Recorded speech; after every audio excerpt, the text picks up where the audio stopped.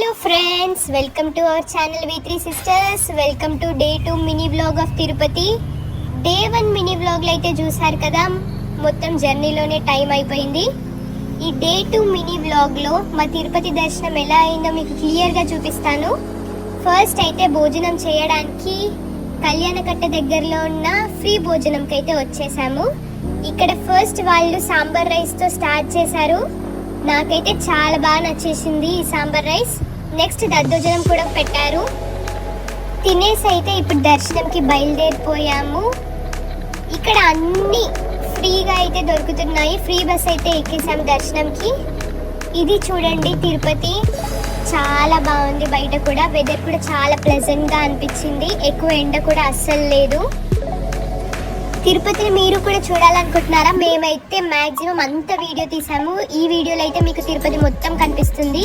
చూడండి, ప్రతి స్టాప్లో అయితే బస్ అయితే ఆగుతుంది. మీరు కూడా వెళ్ళినప్పుడు ఈ ఫ్రీ బస్ని అస్సలు మిస్ అవ్వకండి, ఎందుకంటే ప్రతి ఒక్క దగ్గర ఈ బస్ అయితే తిరుగుతూ ఉంది. ఇదైతే రెడ్ కలర్లో ఉంటుంది, మీరు అస్సలు మిస్ అవ్వకండి. ఏ వెహికల్లో వెళ్ళినా కూడా కొన్ని ప్లేసెస్ అయితే చూడగలుగుతాం, కానీ ఇదైతే మొత్తం తిప్పుతుంది కాబట్టి అన్ని ప్లేసెస్ అయితే చూడవచ్చు. This is Tirupati, the famous place. చూడండి, ముందు స్వామివారిని దర్శనం చేసుకునే ముందు వరాహస్వామి టెంపుల్కి అయితే వెళ్ళాలి కదా. సో మేము ఫస్ట్ వరాహస్వామి టెంపుల్కి అయితే బయలుదేరిపోయాము. ఇప్పుడైతే వరాహస్వామి టెంపుల్ లైన్లో నిల్చున్నాము. ఫస్ట్ ఇక్కడ దర్శనం అయిపోయిన తర్వాతనే మనం స్వామివారిని దర్శించుకోవాలి. ఇక్కడ వరాహస్వామి టెంపుల్ దర్శనం అయితే 15 to 20 minutesలో అయితే దర్శనం అయిపోయింది. ఇక్కడ దర్శనం అయిపోగానే మేము మెయిన్ స్వామివారి టెంపుల్కి వెళ్ళాము. అక్కడైతే లైన్ కట్టాము. అక్కడ చాలాసేపు అయింది దర్శనంకి, ఆల్మోస్ట్ 5 to 6 hours. మేమైతే అలిపిరి మెట్ల నుంచి ఎక్కాం కాబట్టి దర్శనం అయితే ఇంకా త్వరగానే అయింది ఫ్రీ దర్శనం కంటే.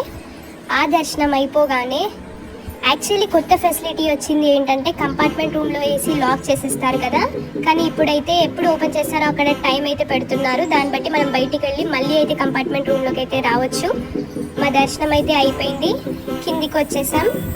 ఇదే మెయిన్ ఎంట్రన్స్ కదా, నైట్ చాలా బాగా కనిపిస్తుంది కదా. పైన దర్శనం అయిపోగానే కిందికి వచ్చేసాం కదా, కింద కూడా చాలా ప్లేసెస్ ఉంటాయి. ఇప్పుడైతే కపిల తీర్థంకి అయితే వచ్చేసాం కింద. చాలా బాగుంది ఈ ప్లేస్ కూడా. ఇక్కడ ఎవరు ఉంటారో తెలుసు కదా, శివయ్య. చాలా బాగుంది ఈ ప్లేస్, నాకు చాలా బాగా నచ్చింది. ఈ ప్లేస్ తర్వాత ఇంకా 2 places కూడా విజిట్ చేసాము. పద్మావతి టెంపుల్ ఒకటి, ఇంకోటి అయితే గోవిందరాజ స్వామి టెంపుల్. ఆ 2 temples కూడా చాలా బాగున్నాయి. మీరు వెళ్తే కనుక తప్పకుండా ఈ 2 places కూడా విజిట్ చేయండి. ఇక్కడ చాలా మంకీస్ అయితే ఉన్నాయి. అవి ఎప్పుడు మీద పడతాయని ఫుల్ భయమైంది. అవును, నీ మీద పడాలి మంకీస్. ఇంకేం ప్లేసెస్ వెళ్ళామో నెక్స్ట్ వీడియోలో చూపిస్తాను. బై.